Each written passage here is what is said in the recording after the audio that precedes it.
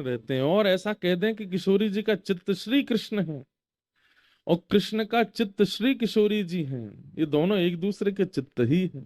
बस अब प्रकट लीला में संग निवास करते हैं। प्रकट लीला में किशोरी जी वृंदावन में विराजती हैं और ठाकुर जी का विवाह रुक्मणी जी से। अब बहुत विस्तार का प्रसंग है। तो भगवान का विवाह रुक्मणी जी के साथ में हुआ क्योंकि रुक्मणी लक्ष्मी है। दूसरा विवाह ठाकुर जी का जामवंत की पुत्री जामवती के साथ में हुआ है। तीसरा विवाह ठाकुर जी का सत्राजित यादव की पुत्री सत्यभामा के साथ हुआ। चौथा विवाह हमारी वृंदावन की रस रानी श्री यमुना जी के साथ में हुआ, कालिंदी। और इस प्रकार भगवान के अष्ट प्रमुख ब्याह हुए। वास्तव में ठाकुर जी का ब्याह किन से हो रहा है? अष्टधा प्रकृति, बहुत ध्यान से सुनिएगा। ठाकुर जी का विवाह किन से हुआ? अष्टधा प्रकृति। पंच प्रकृति हमारे बाहर है और चार प्रकृति हमारे भीतर है। कुल कितने हुई? 9। लेकिन हमारे भीतर की एक प्रकृति जो है वो ठाकुर जी का स्वरूप है।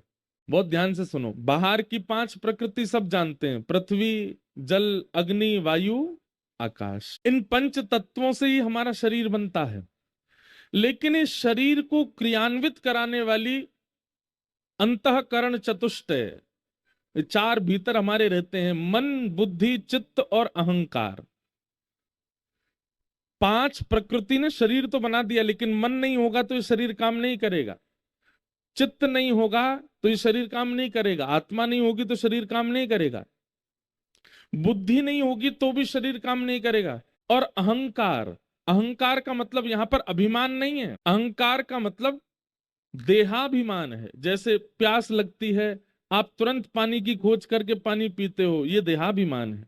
आपको नींद आती है, आप बिस्तर पर जाके सो जाते हो। भूख लगती है, भोजन करते हो। कुछ कुछ शरीर की जरूरतें जो हम पूरी करते हैं, इसको देहाभिमान कहते हैं।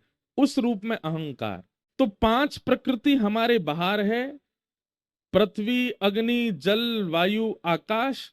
और 4 प्रकृति हमारे अंदर है, मन, बुद्धि, चित्त और अहंकार। तो इसमें जो तीसरे नंबर वाली जो है भीतर की चित्त यानी कि आत्मा, वो परमात्मा का स्वरूप है। तो उनको यदि